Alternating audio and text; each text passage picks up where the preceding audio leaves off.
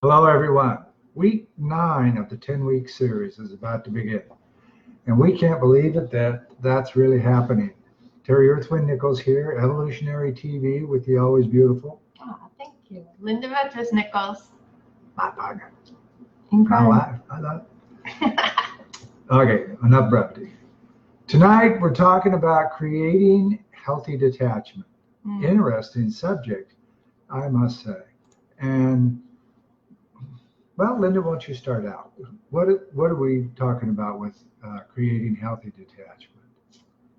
Yeah, healthy detachment is about not attaching your emotions to like things or events. And it's also about getting in touch with your own needs and wants. So like, rather than like creating a story around an event, healthy detachment kind of reminds me of what a police officer says when they're asking witnesses for the facts and they start giving their own opinions, and it's like, just the facts, ma'am, just the facts. I don't know if you remember that from TV. What show was that? That was 9 years ago. That was many years ago. It shows how old we are.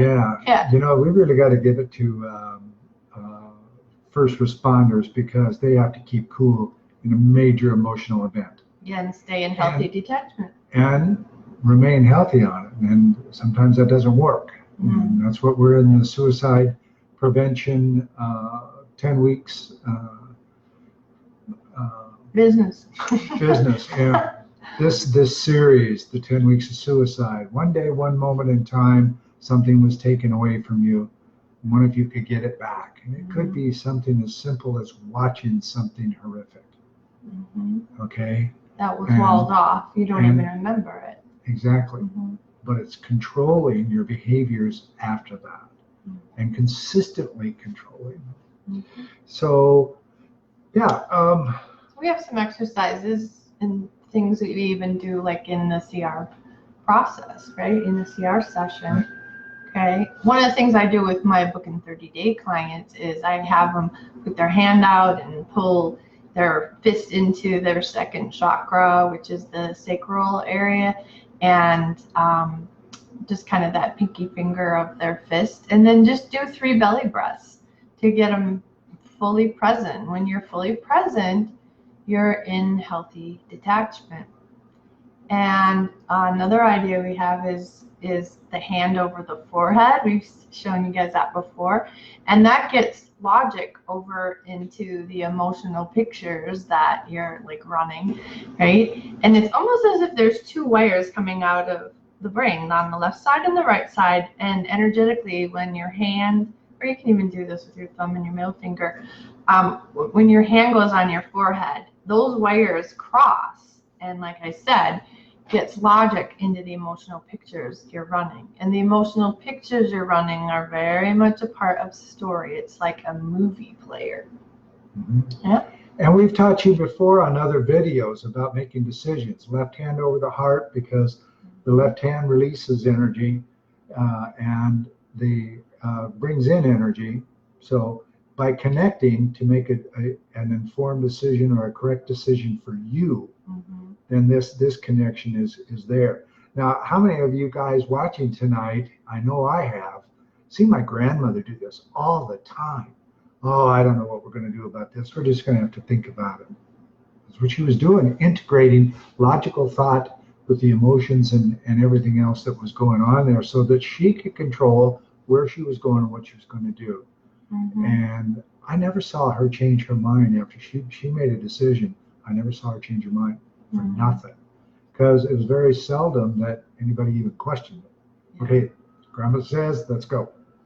And it's very interesting, isn't it? Well, my background special, I even worked in a psychiatric day treatment center, so I used that with the kids. We just called it my hand is my helper, and it made a huge difference. Yeah, even closing your eyes can bring you fully present and into that place of healthy detachment. I know even just a deep meditation has been super helpful in Terry's life. Absolutely. And you know, we have our clients in the CR process close their eyes. That shuts off the motion picture system. All the stuff that's going on around you that you that you're consciously aware of, even though you're listening to the practitioner. But when you close your eyes, you're fully focused on the practitioner. So closing your eyes for even just a second or so will integrate the two sides of your brain wherever you're going and allow that energetic relaxation to come through. Linda, I'd like you to talk about walking at the level of your soul. It's very cool. Okay. Well, walk at the level of your soul is about, your soul can like leave your body and float around. And so getting your soul into your body, way down at that core level of your body is where your power really resides. And we can live in our pain body, so all the pain from our past, even pain that isn't even ours, came from our ancestors or whatever. We can live in that place and constantly bring up all the drama, or we can live at that place of healthy detachment. And then if something comes up, we don't attach emotion to it. We just look at the facts and shift, what might be going on. I find that the ego, and I know Eckhart Tolle talks about this too, if we're not paying attention to our ego and just saying thanks, thanks for being there, got it, and pay attention to it, try to push the ego away, it's just going to get louder and more intense, and eventually we'll go over and recruit the pain body. So if it's like, oh, we better not do this or that, and then you're still moving forward to do it, then it'll recruit the pain body. Hey, remember when you did that before, and this is what happened, and tap into the emotional pain that event had what's the word? That event had caused you.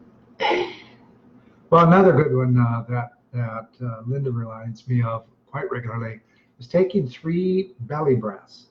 Belly breath is taken forcing the stomach to extend out and not extend the lung area in the chest, but rather deep down, pull the air in there as far down as you can and release. That's huge. It really, really works. Well, as you breathe in, the belly gets big. And then as you breathe out, that's where really the force is, because you're squeezing your abdomen and you're going out between pursed lips. So, and you just do that 3 times. And especially doing that with your eyes closed can really get you to that place of, at the level of the soul, and of course out of detachment. So into that place of healthy detachment. And then another thing is important. The soul works, what I call the soul works in onesies. And so if you're feeling confused and you have lots of options or whatever, you just get to tell yourself, well, if you only have one option, which one is it? And you can just take notes and do, what's the next one if you can do 2, and what's the next one if you can do 3. So, how to stay fully present and why. We hope we gave you some good information tonight.